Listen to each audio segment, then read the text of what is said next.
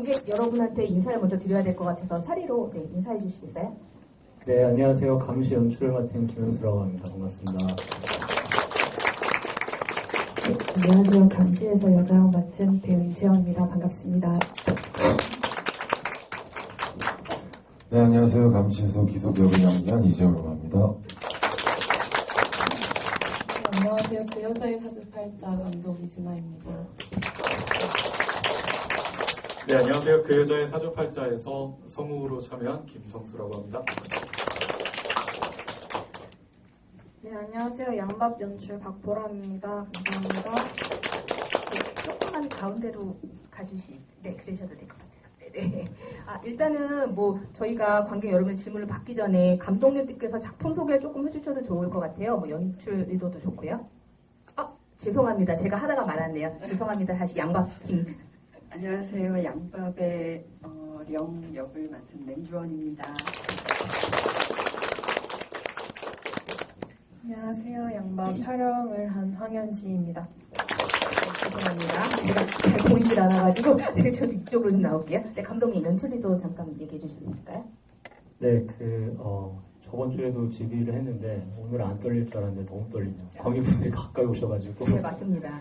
네, 일단 감시는 제가 아는 지인분이 이런 불법 감청 설비 탐지 업체에서 일을 하는 분이 있는데 그분을 도와주러 한번 갔다가 이러한 세계가 있다는 걸 알게 되었고 보통 의뢰하시는 분들이 조금 마음이 좀 어려우신 분들이나 아니면 조금 정신적으로 조금 힘드신 분들이 많다고 하더라고요. 근데 그런 가운데서 분명히 안 그런 분들도 있을 텐데 이런 의뢰를 자주 받다 보니까 보통 대부분 그런 사람이라고 생각하는 경우가 많다 그래요. 그래서 그러지 않은 경우에 어떤 의뢰인을 만나면 어떻게 될까라는 생각을 하면서 쓰게 됐고요.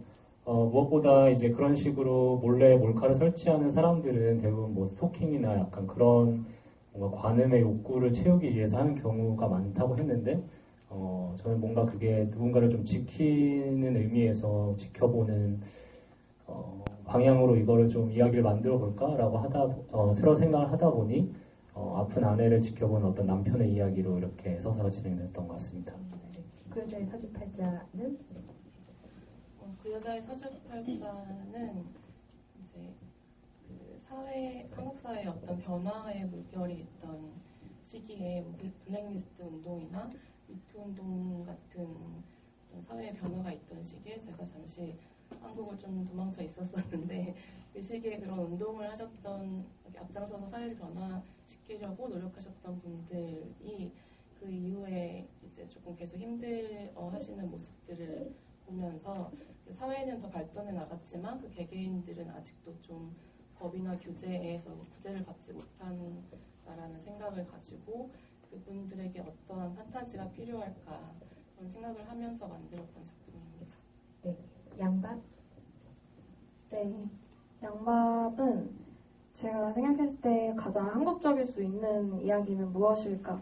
라고 고민을 제일 먼저 해봤을 때 한이라는 감정이 한국적일 수 있는 감정이라고 생각이 들었어요. 그리고 오컬트라는 장르가 한국이 가질 수 있는 가장 큰 강점이라고 생각을 했습니다. 그래서 언젠가 영화를 찍을 수 있는 기회가 된다면은 한을 품고 있는 오컬트 영화를 찍어보고 싶다라는 마음으로 영화를 찍게 됐고요. 사실 지난주에도 이 얘기를 해가지고 좀 재미가 없어서 그냥 솔직하게 말씀드리면은 저는 그냥 무서운 영화를 좋아하고요. 무당 얘기 좋아하고 오컬트 좋아해서 제가 좋아하는 영화 좋아하는 친구들과 여기 함께 있는 저희 스태프들 친구들과 많이 재미있게 찍었습니다. 감사합니다. 여기 저희 배우님들도 나오셔가지고 짧게 질문을 드리고 싶은데요. 그 감시에서 이제 임채영 배우님하고 이혜호 배우님 이제 아무래도 부부로 출연하셨고 약간 감정의 기복이 굉장히 약간 역동치는 그런 캐릭터를 연기하셨기 때문에 준비하시면서 혹시 힘드신 점은 없으셨는지 어떻게 준비하셨는지 좀 궁금해요. 리딩하면서 실제 하는 것처럼 많이 맞춰봤고 좀 오빠랑 하면서 힘든 거는 사실 없었어요. 제 마지막 장면에 좀 사실 제가 대사가 더 있었는데 어떤 감독님 오케이 컷은 아니었지만 얘가 대사가 더 안 나오나 보네 하면 먼저 쳐주셨고 그래서 딱히 어려운 점은 없었어요. 네. 예. 제가 이 시나리오를 받았을 때 이 인물을 이제 분석을 할 때 안 풀리는 지점이 있었어요. 왜 이렇게 하지? 일반적으로 이해할 수 없는 지점이 있잖아요. 그래서 촬영 전까지도 감독님이랑 계속 왜 그러는 거예요? 왜 이럴까요? 뭘까요? 그게 이제 촬영 직전까지 잘 안 풀리다가 촬영 들어가서 이제 딱 제가 생각했던 게 그 부인을 정말 사랑해야 하는 거겠구나. 그러니까 그 전까지는 저도 아직 미혼이라 그 감정을 잘 몰라서 그래서 그리고 또 재영 씨가 많이 도와주셔서 그렇게 촬영에 임했던 것 같습니다. 네. 그리고 저희가 이제 애니메이션에 성우님이 나오셔가지고 아무래도 여기서 제가 크레딧을 봤을 때 한 역할만 하신 게 아니더라고요. 보니까 아무래도 애니메이션 특성상 여러 가지 이제 약간 캐릭터를 하신 것 같은데 저희가 실례가 안 된다면 어떤 역할로 지금 여기서 목소리를 보여주셨는지 그 캐릭터로 약간 자신의 소개를 좀 해주실 수 있을까요? 저 같은 경우는 일단 요 작품 자체가 메인이 여자 성우분이 네, 쭉 끌어가는 거라서 저는 이제 주변에 받쳐주는 할아버지나 오토바이 수리공 뭐 이런 식으로 출연을 했거든요. 그래서 할아버지들이 막 나와가지고 얼른 들어가! 뭐 이런 식으로 나오는 역할을 하거나 아니면 저 멀리서 아이고 저러니까 안 되지! 야! 이런 식으로 말하는 그런 것들인데 제 나이대에 맞는 그런 캐릭터를 맡지는 않았고요. 요번에 할아버지나 수리공 그리고 그 맨 마지막 씬에 나오는 뭐 그런 저쪽에서 막 웅성웅성거리는 날아다니는 유령들 이런 것들 주로 맡았습니다. 예. 그래 너무 젊으셔가지고 캐릭터를 이렇게 연기를 잘 하시는구나라는 생각이 들어서 한번 실례가 되겠지만 제가 요청을 좀 드렸습니다. 네, 저희 양밥에 그 무당역 맡으신 맹주원 배우님도 나와 계신데 여기가 사실 무당역을 하면서 또 한편으로는 딸을 잃은 어머니의 역할이잖아요. 그래서 그 밸런스를 잡는 것이 사실 제일 중요했을 것 같은데 어떻게 준비하셨는지 좀 궁금합니다. 아무래도 이제 그 령이라는 인물이 캐릭터가 무당이다 보니까 무당으로서의 어떤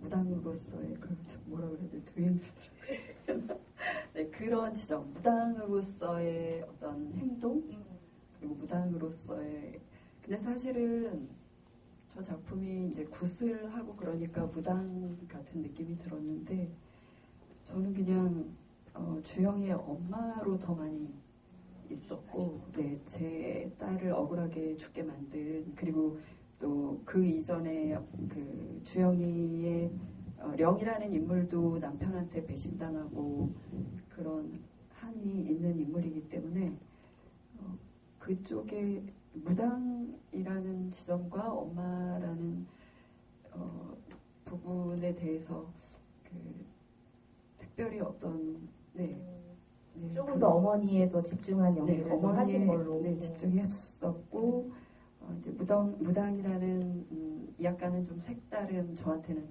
직업 그런 부분에 대해서는 이제 감독님과 같이 많이 이야기 나누고 또 이제 영상 같은 거 많이 찾아보고 했습니다. 네. 저희 그 양밥의 촬영 감독님도 나와 계시잖아요. 사실 저희가 파묘가 너무 그 굿신이 유명해져가지고 아무래도 감독님하고 많은 고민이 있으셨을 것 같아요. 그래서 혹시 레퍼런스로 삼은 작품은 있으셨는지 어떻게 촬영 계획을 세우셨는지 좀 궁금해요. 말씀해 주신 것처럼 파묘가 일단 레퍼런스로서 한 작품으로 작용한 건 맞고요. 근데 저희는 이제 좀 흥미로운 점이 어쨌든 되게 내러티브가 중점적인 영화라고 생각을 하다 보니까 처음에는 그 이제 태수 남자 배우가 자기가 귀신에 씌인 그 상태에서 굿을 받아야 된다는 게 첫 번째 퀘스트였다면 두 번째로는 이제 령한테 그게 옮겨가기 때문에 그런 심리적인 걸 어떻게 잘 표현을 할지 그리고 이제 아무래도 좀 자연을 통제할 수 없다 보니까 올 야외 로케이션에서 어떻게 효과적으로 촬영할 수 있을지 그런 걸 많이 고민했던 것 같습니다. 네. 관객 여러분, 이제 질문이 좀 떠오르셨을 것 같은데 손 들어주시면 저희가 마이크를 전달해 드릴게요. 혹시 질문이 있으실까요? 네, 좀 시간이 필요하시죠? 언제나 그렇더라고요. 제가 그래서 첫 질문을 다 준비해 왔습니다. 감시의 김현수 감독님, 이게 보니까 첫 번째 연출작이더라고요. 맞나요? 아닌 거예요? 그러니까 제가 쓰고 제가 연출하고 싶었어요. 네. 맞습니다. 근데 막 중간중간 되게 긴장감도 많이 느껴지고 첫 번째 연출작이라고 안 느껴질 만큼 되게 재밌게 봤거든요. 감사합니다. 근데 조금 제가 이해가 안 됐던 약간 그런 부분은 그 딸로 나오는 세린이가 그럼 진짜 딸이 맞는 건가? 라는 약간 생각이 들더라고요. 만약에 진짜 딸이 아니라면 이 남편이 도대체 이 아이를 어디서 데려온 거지? 왜냐하면 아이가 다른 엄마를 찾잖아요. 그래서 그 뒷배경이 이 가족에는 무슨 일이 있었던 건가? 라는 게 좀 궁금해지더라고요. 그게 이제 영화를 처음 만들고 공개했을 때 이제 가장 많은 질문이 나왔던 거고, 제가 그걸 너무 꽁꽁 숨겨놔가지고, 네, 일단 그 내용을 간단히 설명을 해드리면 그 아이는 소영이 데려온 거고요. 그 기석이 일터에서 일을 하고 있을 때 그런 일이 발생을 한 거고, 그렇기 때문에, 근데 이제 그게 한두 번 있었던 일이 아닌 거죠. 그래서, 같은 아이를 몇 번 데려와서, 근데 이제 소영 입장에서는, 그 아줌마가 나를 싫어한다, 뭐 이런 식으로 얘기를 하는 거고, 네, 그런 거고, 그래서 이제 기석이 그 감시캠을 찾으려고 하는 이유가 거기에 그 장면이 찍혀있기 때문이거든요. 네. 그러니까 아이를 납치한. 네, 맞습니다. 네네. 근데 이제 그 아이가 너무 크게 울어버리거나 뭐 소형을 자극을 하면 이제 경찰한테 이제 신고가 들어갈 것이고 일이 커질 것 같아서. 근데 이제 얘기를 들어보니 집을 방문한 어떤 그 업체 사람 중에 한 명이 무언가를 설치했다고 하니까, 근데 본인은 아무리 찾아도 그걸 찾을 수가 없고, 그렇다면은 그 사람을 불러서 설득을 해서 그걸 찾아서 뺏으려고 하는 어떤, 네, 그런 식으로 이제 이야기가 진행됩니다. 네. 그러니까 남편이 사랑이 많네요. 아까 배우님이 얘기하신 그게 맞는 거네요. 네. 네. 그리고 그 여자의 사주팔자 이진아 감독님, 제가 사실 영화제 일을 하다 보니까 제 버릇이 영어 자막을 같이 읽거든요.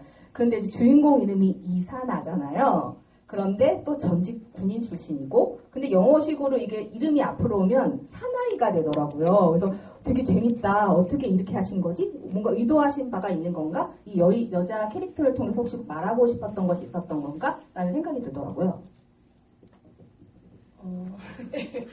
명확하게 딱 어떤 부분이라고 설명드리기는 힘들겠지만, 이제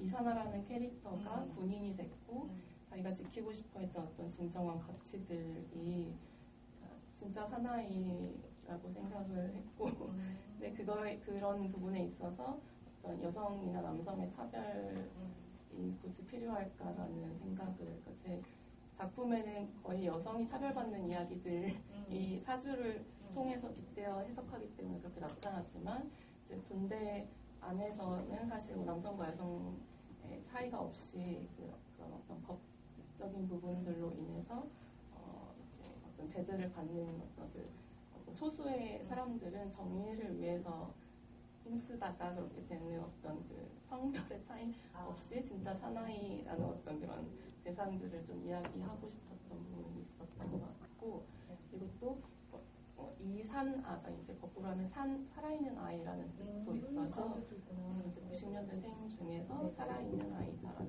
뜻도 있어요. 그리고 저희 양박 박보랑 감독님도 이번이 첫 번째 연출작이신 거 맞나요? 네. 아니 이번에 첫 번째 연출작인데 다들 너무 잘 만드셔가지고 제가 감탄을 하면서 봤는데, 이게 아무래도 작품을 보니까 자살신도 나오고 무당집도 나오고 그리고 마지막에 굿신도 나오고, 이게 미술적으로 신경 써야 될 부분이 너무 많았을 것 같은데 혹시 힘드신 점은 없으셨는지, 촬영 중 혹시 에피소드가 있었으면 잠깐 얘기를 해주실 수 있을까요? 제가 제 질문이 너무 어렵진 않죠? 에피소드요? 에피소드가 있다면 이술로요? 미술적인 거나 뭐 이런 거 준비하셨을 때. 네.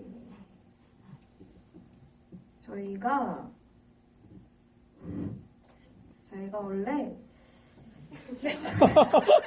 괜찮아요. 천천히 알려도 됩니다. 네, 저희가 원래 장마 시즌에 3회차 촬영이 예정이었는데 원래는 40mm 정도가 강수량이 내릴 거라고 했고 저희 메인 스태프들끼리 안 찍을 순 없으니 강행을 하자 하고 가서 남한산성 산에 들어와서 강행을 했습니다. 그런데 이제 신령님께서 노하셔서 네, 그렇게 저는 신을 믿지 않기 때문에 저는 무속 신앙을 되게 흥미로워하거든요. 그런데 이제 믿게 됐어요. 네. 미술품이 다 떠내려왔습니다. 원래는 그 옆에 냇가가 있는데 그게 이제 저는 냇가가 아니라 저거 연못인가? 저거 원래 저렇게 물이 콸콸콸 넘쳤나? 그래서 저기 앉아있는 저희 음향 감독님께서 수건으로 물도 막아보고 했는데 안 돼서 저희가 촬영을 중단을 하고 저희 계신 교수님께 제가 엉망물렁 전화해가지고 한 2주 뒤에 추가 촬영을 해서 겨우겨우 찍어낸 작품입니다, 사실은. 아이고, 이렇게 안타까운 이야기가 있는지 모르고 제가 너무 슬픈 이야기를 꺼내버렸네요. 네, 혹시 그 사이에 질문 떠오르신 분 있으시면, 네, 여기 먼저 하고 갈게요. 네. 네, 아까 남편분은 감시에서 아까 남편분은 여자분을 되게 사랑하신다고 하셨잖아요. 그럼 반대로 여자분은 남편분을 어떻게 생각을 하시고 또 아이에 대한 생각은 어떤 생각을 가지고 연기하셨는지 여쭤보고 싶습니다. 네, 질문해 주셔서 고맙습니다. 일단 남편에 대한 생각은 사실 없었고요. 자꾸 아이를 뺏어가니까 그래서 남편에 대한 어떤 사랑이나 이런 건 이미 없는 상태였고 정신이 돌아왔다 나갔다 왔다 갔다 하는 상황이어서 돌아왔을 때는 이제 애 보이면 일단 내 아이다 하고 데려와야겠다라는 마음 그리고 나갔을 때는 남편 때문이다 이 모든 게 다 이런 마음으로 왔다 갔다 했던 것 같고 감독님도 그 중간에 있길 원하셨던 것 같아요. 얘기를 많이 나눴었을 때 제가 영상을 찍어서 보냈어요. 감독님 이 정도의 어떤 미침이 나올까요? 아니 이렇게 했더니 너무 간 것 같다. 좀 이쪽으로 하고 그런 조율을 했던 기억이 있는데 맞나요? 최영 배우님께서 또 여러 버전의 미친 사람의 셀카 영상을 보내주셨는데 그때 한 1시인가 새벽에 너무 무서워서 이 정도는 아닌데 이렇게 조율했던 기억이 있습니다. 네, 아까 저기 뒤쪽에 손 들어주신 분한테 마이크 좀 전달 부탁드릴게요. 잠깐만 기다려주세요.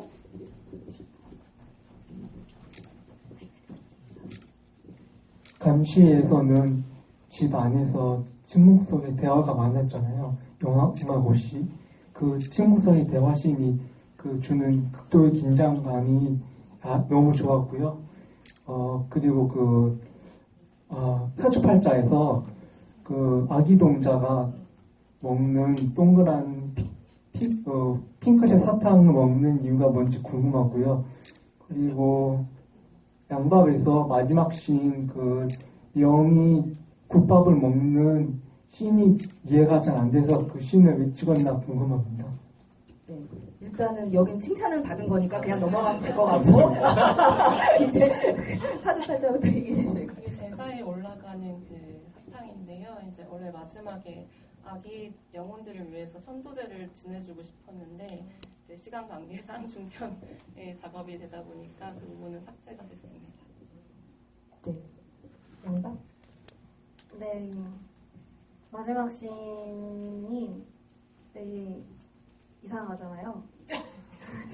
솔직히 말하면 이상하잖아요. 저는 그래서 이 시나리오가 처음에 쓸 때 흥미로웠고 아끼게 됐거든요.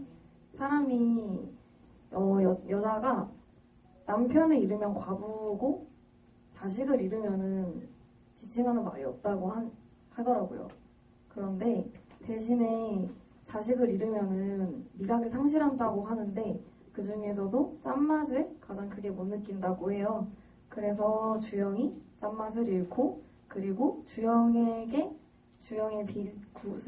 주영을 빙의하고 있는 가짜 곳을 실행하고 있는 태수 또한 짠맛을 잃고 그리고 신이 이제 떠나고 있는 령 또한 짠맛을 잃고 있는 거고 그리고 또한 주영을 잃었기 때문에, 엄마이기 때문에 그녀도 짠맛을 잃었다.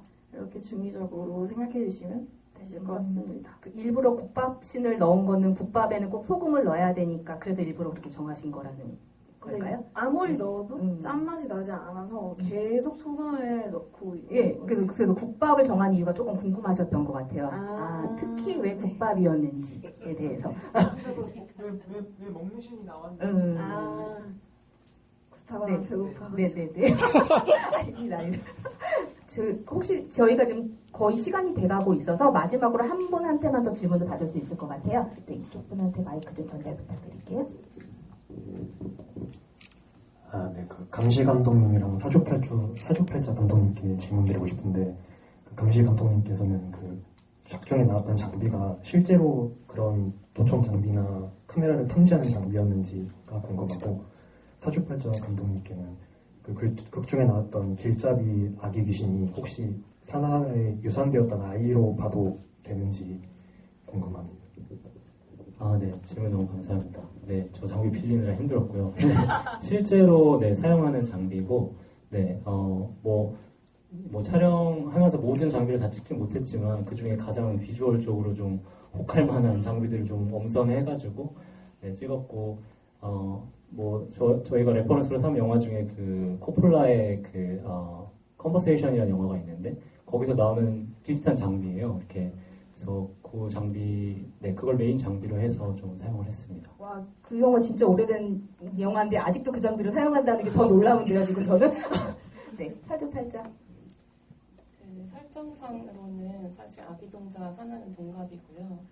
네, 그런데 이 시나리오를 쓸 때부터 사실 많은 분들이 이 아이를 사나의 아이로 해야 되는 게 아니냐라는 말씀을 해주셨는데, 저는 개인적으로는 어떤 가족의 울타리에 있는 어떤 아기보다는 꼭 내가 낳지 않아도 이 세상에 힘든 아이들이 너무 많기 때문에 이제 그런 어떤 역사적인 구조 안에서 좀 이야기를 해보고 싶었고, 네, 그렇습니다. 네, 이 무더운 날씨에 와주신 관객 여러분 너무 감사드리고 일단은 감사한 마음으로 이제 한 분씩 인사를 해주시면 더 좋을 것 같은데요. 감독님부터. 네. 네, 정말 저도 오늘 너무너무 더워서 근데 이렇게 객석 다 채워주시고 이렇게 시간 내서 저희 영화 보러 와주셔서 너무너무 감사드리고요. 지금 요즘 한국 영화가 너무 힘들어서 저도 뭐 아트시네마 이런 데 가면 혼자 앉아있고, 네, 근데 오늘 이렇게 또 많이 와주시고 또 영화 재밌게 봐주셔서 너무너무 감사드린다고 말씀드리고 싶습니다. 감사합니다. 호러 팬으로서 부천에 이렇게 작품으로 올 수 있어서 너무 기쁜 시간이었고 또 좋은 영화 보면서 되게 재밌게 봤고요. 너무 더운데 이렇게 앞에 끝까지 긴 시간 자리해 주셔서 그리고 너무 반짝반짝 빛나는 눈빛으로 이렇게 집중해 주시고 함께 해주셔서 정말 감사하다는 인사 꼭 드리고 싶습니다. 날 너무 더운데 다들 꼭 수분 섭취 잘하시고 오늘 시원하게 올 여름 시원하게 보내셨으면 좋겠습니다. 다시 한번 감사드립니다.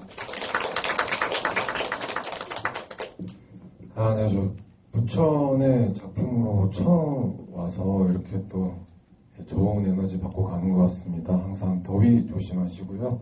네, 끝까지 즐겨주십시오. 감사합니다.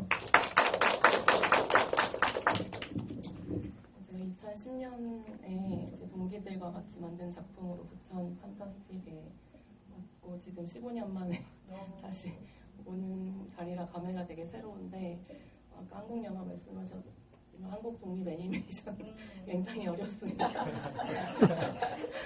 그 다음 작품 이제 또 시나리오겠죠. 그 다음 작품을 빨리 만들어서 더 빠른 시간 내에 다시 부천에 오기를 간절히 바라겠습니다. 이런 자리가 처음 제가 와봐가지고 어떤 말씀을 드려야 될지 모르겠지만 앞쪽에 하셨던 분들이 다들 더위 많이 조심하라고 하셨으니까 더위 다시 한번 조심하시고 국산 애니메이션 많이 어려우니까 한 번씩 다들 봐주시고 그리고 조심해서 들어가시면 좋겠습니다. 감사합니다.